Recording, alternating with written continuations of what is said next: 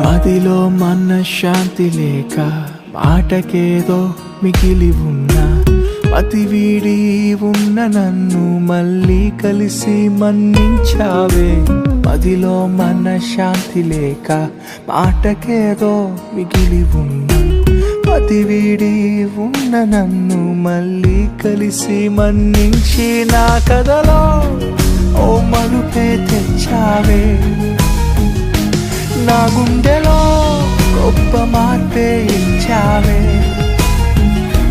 యేసయ్యా నాకున్నది నీవయ్యా. యేసయ్యా నీవుంటే చాలయ్యా.